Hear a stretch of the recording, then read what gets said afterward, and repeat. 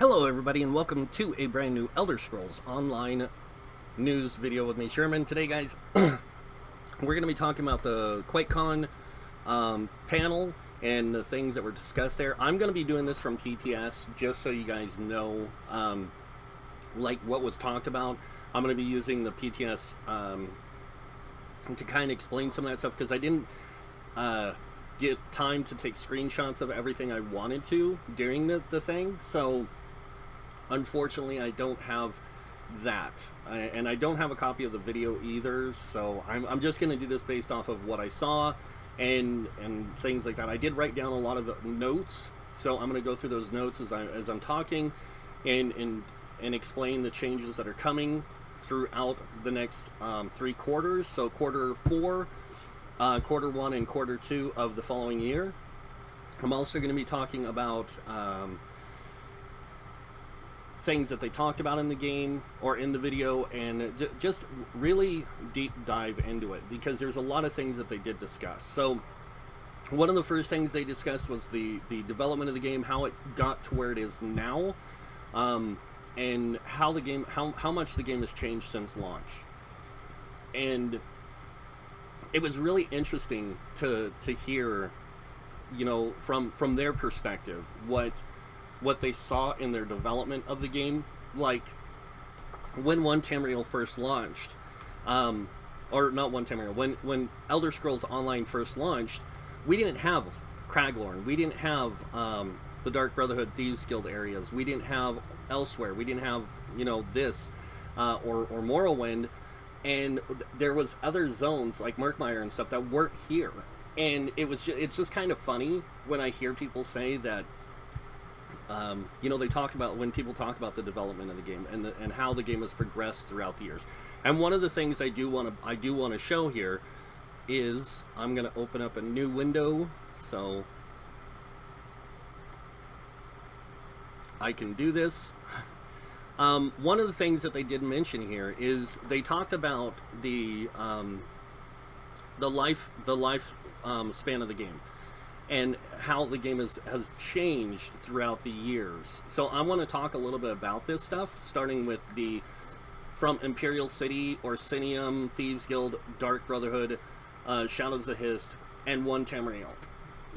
So these were the things that they talked about the most in how the game changed in its development cycle, and how they adjusted things based on player feedback from these original releases. And remember, Orsinium came after Imperial City. Okay, Orsinium was the largest DLC pack they ever released, and even the devs said this was the first iteration into chapters. That players really liked how Orsinium worked, a big, large, you know, zone release. So I'm going to go back into the game and just kind of talk about Orsinium here. So Orsinium, when it was released, it was one of the largest zones to be added to the game besides Craglorn. Now, Craglorn was something they wanted as what they call an adventure zone, and it was supposed to be one of the largest, you know, content releases, and it was a very large content release. In fact, it released with everything up to, you can see where these mountains kind of cross out here. This was not added with the original release. It was everything below this point. So all this stuff down here was added at launch of Craglorn. This area up here was added after Craglorn. So they talked about a little bit about Craglorn. They didn't go into too much detail about Craglorn. Bailey just talked a little bit about it. The places they talked about the most, again, were Orsinium. And then that was because of how Orsinium worked. Orsinium was the first DLC to include a,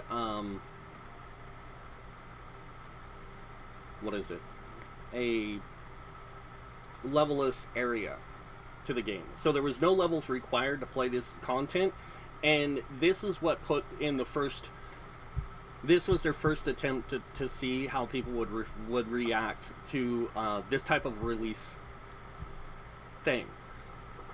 And this introduced the first thing to level scaling in the game. So what they did was they took the level scaling they used in PvP, put it in here without the PvP combat thing that they have, that lowers your lowers your healing and all that. They just used the level scaling aspect of it and put it in here to test it out and see how it worked. And they realized that the feedback they got from the community was immense on that. This is what we want as players. We want this kind of level scaling in the game. This is awesome. So 9 months later, they introduced one Tamriel. So for 9 months, they worked on the idea of scaling the whole game while they were working on the Thieves Guild, Dark Brotherhood, and Shadows of the Hist. They were working on one Tamriel. When they released one Tamriel changed the foundations of how this game would work for the indefinite future. Because the whole world became scaled to the player.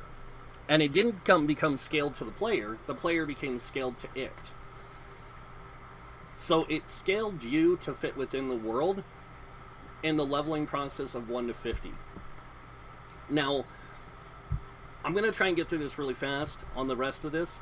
So, one of the things that Rich Lambert talked about was one of their design emphasis of the game is it's not about in-game. It's not about getting your character to max level and rushing to max level and getting the best gear and being the best player. It's about progression of your character through the stories of the world and other things that allow you that. Now, one of the things that I want to mention here is about the skill system that's getting added with the skill breaker, which is the purchase of different skill lines. As you can see, I can purchase all these different skill lines, right? These skill lines are not going to change, okay? You still have to earn these skill lines on one character before you can purchase them. So that means if you want Alliance War, you have to play Cyrodiil or PvP Battlegrounds, whatever, unlock the whole entire skill line to max level on one character before any of your other characters can purchase it. So that means for new players, you've got to play through the game, just like us veteran players did. You have to play through the content of the game to unlock all these different skill lines so you can gain access to purchase them. But you're going to find out that you're going to be playing through a lot of this content if you make multiple characters several times. So you're going to be playing through like the Ardon, or not the Ardon, sorry, the Aldemary Dominion campaign several times. Or you might play through the Ebonheart Pact, or you might play through the Daggerfall Covenant several times with several different characters.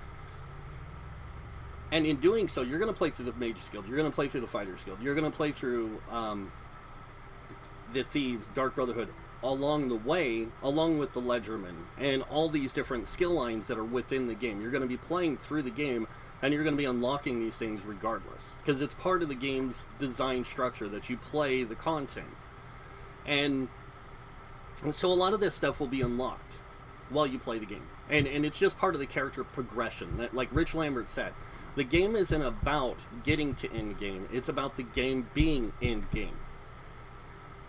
The whole game, not just one aspect of it. They want the whole game to feel like your character's progressing, to become more powerful, to play the game more efficiently, more effectively. And they wanted it to feel like an Elder Scrolls game. So that's one of the reasons why they changed one Tamriel to what they did, and they changed a lot of aspects of the game and added new aspects of the game, is to keep that idea of Elder Scrolls, but within an MMO space. They couldn't put everything that's in Elder Scrolls into this game. And it's not that that it would have been easy or hard to do that, it's just that it wouldn't have worked in the MMO space. Because a massive multiplayer online game has different rules to it than a single player game. A single player game, it's about that character's development, becoming more powerful, becoming this hero of the land. In an MMO, we all become the heroes of the land, but we all play together. So it's kind of a weird thing. But they did talk about a lot of the quests and how they redid a lot of the quests. I don't know if you guys remember back at launch, If I played a quest and I completed it, like, I couldn't help somebody else go through that quest because of the way the phasing of the world happened. And so they changed a lot of that stuff. There's still some quests out there, they know this, that don't do that. And they left that way for a reason right now. They didn't really go into why. But they talked a lot about how the game's changed and developed over the years. They also talked a little bit about the skill audit, and when it started, like with Wrathstone, they started the skill audit, and throughout the season of the Dragon, they've been working on this skill audit, and adjusting skills and things. But I think a lot of it now that they've mentioned what's coming in Quarter 4, Quarter 1, and Quarter 2 of background quality of life improvements really explains why they made a lot of adjustments to skills and abilities. And that's because they realized that a lot of skills and abilities were affecting the game's memory usage. And, because the one thing you have to understand is skills, especially particle effects, lighting effects, all that kind of stuff within a game space or a game's design structure, all puts load on the game. So if you have 12 people in a trial, or you have 25 to 50 people in Cyrodiil fighting in one area, or you have a lot of that going on, and then your character's running around a certain perimeter to that location where this is going on, you're actually taking in some of that load, even on that one character. Even though you don't see everything that's going on, it's still affecting your character. So one of the things that they are working on is quality of life, background improvements to memory usage, and things like that. I think the skill changes had a lot to do with that. And how they work. So this way they had an easier tool system to work with and to make these background changes with. So I think that's why they made a lot of the changes and implemented a lot of the changes to the skill audit the way they did. So one of the first things that they're doing is they're changing the looking for group tool. This got a major overhaul and was completely rewritten from the ground up. So that was really interesting to hear that they rewrote the code for this completely. And I did do a little bit of testing with it, like when it came to the dungeon finder and the days that they tested this, especially the specific dungeons thing. I did some testing with, and it was a lot quicker to get in, find groups, and had less issues. There was still some problems, and they even mentioned that there were still some problems with it that they were going to be working on. But they also talked about like skill use and how skills affect the game and in larger impact in zones and things like that. Because when you're in a zone with up to 100 people. So every zone can have up to 100 people in it, and it makes several instances of one zone. So if let's say I go and I teleport to, for example, Elsweyr. Elsweyr is a highly populated place. Sorry about this, guys. It's just my computer getting hot. So Elsweyr is a highly populated place because people farm the Dark Inkers here. And so you get a lot of people in this zone, using their abilities, using 100 players using abilities at one time in one location. You're going to get a lot of lag. You're going to get a lot of frame rate drops, things like that. And it's not lag from... There's a lot of things that play into this, and there's one of the things that they said that it's really hard to just explain where all the issues could be coming from. So what they're doing is they're rewriting a lot of code, they're rewriting a lot of things, they're even changing how the game patches, how it pulls from certain sources for different files and different stuff like that to calculate stuff.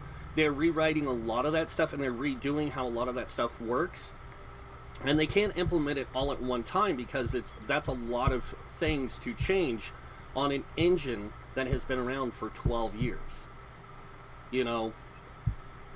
Because the original game was designed with the Hero engine and the Havoc engine.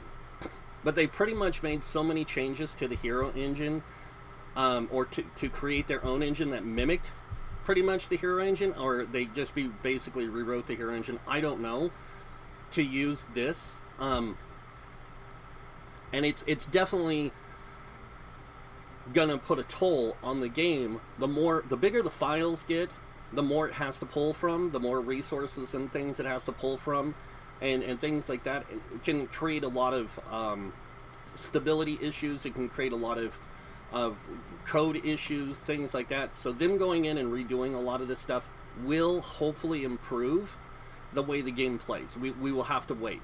Now, they said in Q4 of this year, the Dragonhold, they are going to be implementing a lot of these changes. And just so you guys know, Dragonhold or Scalebreaker comes out August 12th for PC and Mac, and 27th for consoles. The Dragonhold will be coming out in November, so that'll be the Q4 release, and that'll be the one that brings us the first major implementations to memory usage, to their skill. It's not a skill audit, it's more of a skill, like, background works, like background how it works and everything. So they're doing that. And the first quarter release of next year, that's going to be the biggest change to everything. And they said that we will pretty much have to re-download the game completely. But it's going to compact the game because they use what's called file compressions to that it pulls from. So they're redoing the file compression system and some other stuff, which is really cool. I really liked listening to what they said they were doing, because it really did open my eyes to a lot of the things that they're working on, and it allowed me to see, okay, these guys are definitely wanting to make the game run smoother, run better, and not just on high-end systems, but on the lower end too. That's why they're doing a lot of these changes, is because they realize there's still people out there running this game on PC and on original Xbox Ones and PlayStation 4s. A lot of people haven't upgraded their PlayStation 4s or their Xbox Ones to the newer models and are playing on those older systems, so they're trying to get the game stabilized to work with those and with newer end PCs. So people with high-end PCs are going to see a major improvement to load times, to different things like that. And it's not going to be over the course, like I said, it's not going to be one update. It's going to be over the course of several updates. And they said what they're going to do is this next week, they're going to be releasing a thing on the website talking about these things and showing this stuff. I will be doing a news video on that when it happens, to show you guys what they're talking about. And then they're also going to be doing this, like I said, the Q4, Q1, and Q2, so the chapter release as well of next year, they will be doing this. These changes within the game's background quality of life improvements to make the game run smoother, do things like that. And they said this is something that they've been working on for a long time, several months now. But to put it to do this, they had to rewrite a bunch of code, and they had to change a bunch of stuff. And like they said, the engine's 12 years old, so they had to go in and they have to work with this engine that they've been working with for 12 years and rewrite a bunch of stuff. So it's going to take time, and I get it. So, but I'm excited to see how the changes improve the game. So be expecting that. But one of the things that Rich Lambert and even oh my god, and I'm gonna get yelled at for this, Rich Lambert and the creative, the head guy, mentioned is that they mentioned their idea of the game, and that is they want the game to be about character progression. They want the game to be about character development. It's not all about. They don't want it to be all about just getting to end game, like they said. They want it to be about the journey to get there, your character development and getting there. And this is one of the reasons why I always bring this up, is it explains why we get so many skill points in the game. It's to allow us to progress our characters with more than just stamina abilities or whatever abilities. And they even highlighted this when they showed some of the older trailers. Like when they showed one Tamriel or Sinium and stuff like that, they showed this guy using like Flame Whip, and he's using a two-handed sword and all this kind of stuff. And it goes back to that play how you want structure. I know I'm going to get yelled at for this aspect of my opinion. Now remember, this is just my opinion, guys. But the way they explained it is, this game has always been, the idea behind the game has always been to put the player first, the player's needs first, and allow the player to develop their character to their play style. So it has always been a play how you want kind of game, but remember, we are limited. And that was one of the choices they made early or later on in the game, was to change how combat worked, and the skill system and all that stuff was something they changed later on in the game, or in the development cycle of the game, because they realized that it wasn't as smooth the other way. So they adjusted a lot of things, changed a lot of things, and brought us this game. But the fact that they said it's about, progressing your character, it's about not rushing to end game, it's about enjoying the content of the game, and about the whole world being end game. It really kind of clicked in my head, and it went, okay, these guys really have had this idea for a while, and they've really been pushing to keep that premise and idea in the game, because if they wanted to really add end game, trust me, there would be in-game zones, and there isn't. Not even Kranglorn is an in-game zone anymore. It's a group-based zone, and then you have other zones that have this different stuff. And they even said, like, overworld bosses, delves, public dungeons, and things like that were put into the game to give you those more free-form type things. But it's not all about the in-game. It's about playing the character the way you want and how you want, and progressing them how you want, and enjoying the content and story.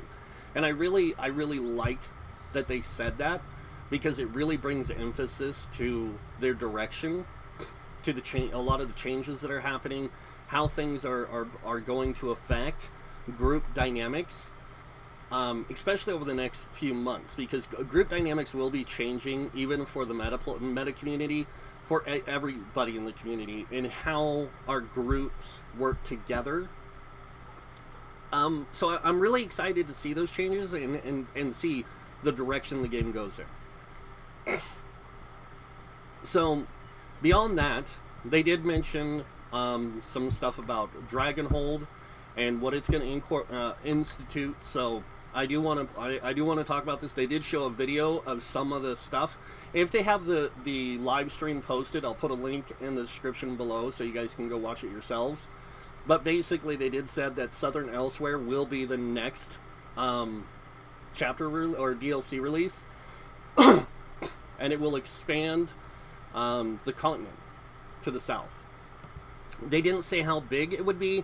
They just said expect it to be close to the same size as the Murkmire DLC, but it's going to pertain to the story that's existing now. So my guess is that it's going to envelop like it does on the actual landmass. It's going to be basically, I think it comes from like somewhere in here, and it comes like pretty much straight down to here. So we should, now I'm not saying we will, but it should be this whole area within this region that we should get, and this is Southern Elsweyr. And so they did show some video footage of it. I was really impressed with the way it looked. I was really intrigued by the way it looked, and I can't wait for that to get implemented, because I'm super stoked about playing that content. The other thing that they did mention is, like I said, the how the story is developing, and with the whole Season of the Dragon thing, that they like this release cadence of 1 year being reflective to one story.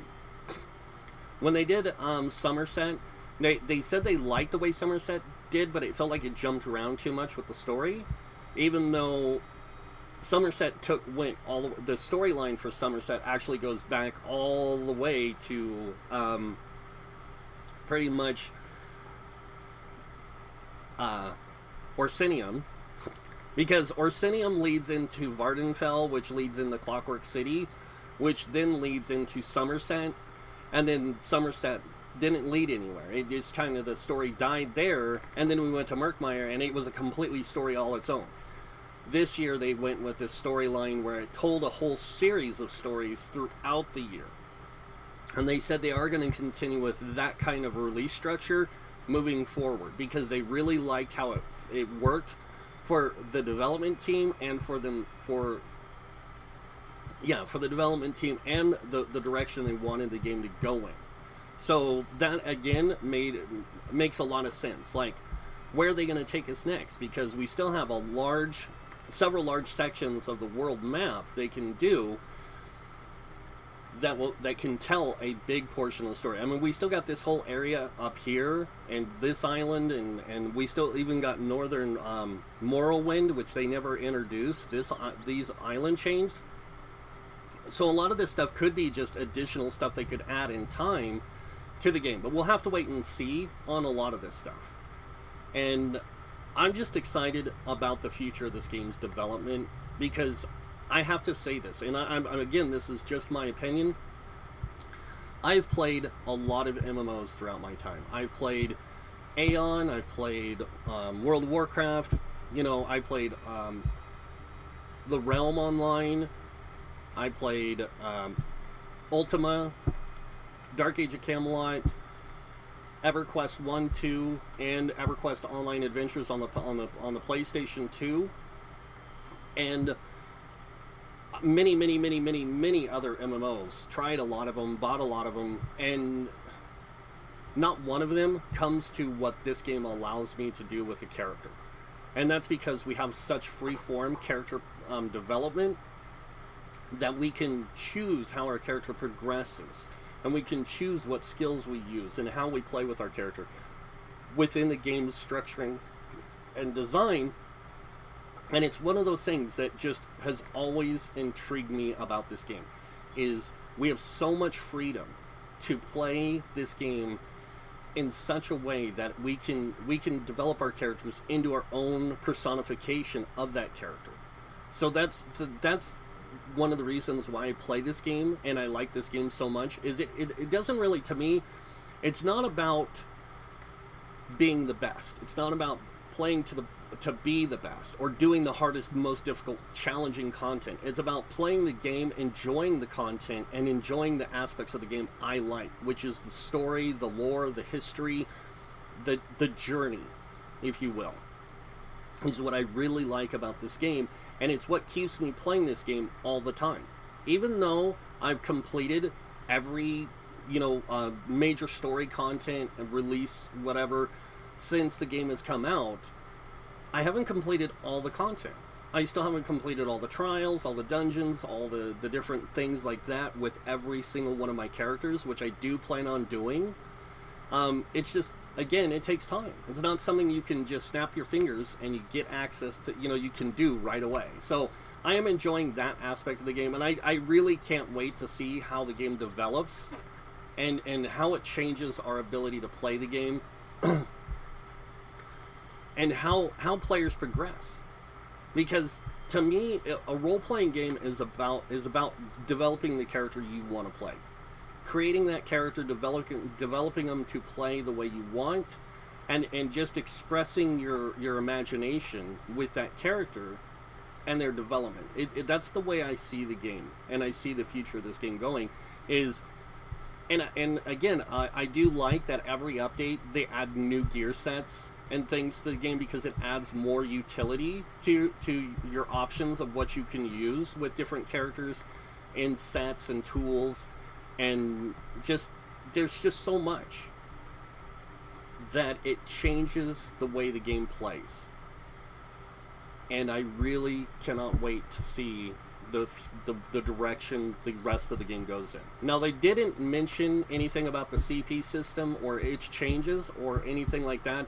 I have a feeling they want to get all this other stuff done before they make any more adjustments to the CP system, or what they want to do with the CP system, because they want to get this other stuff out of the way, because they want that performance issue adjustment. They want all that other stuff working, and everything.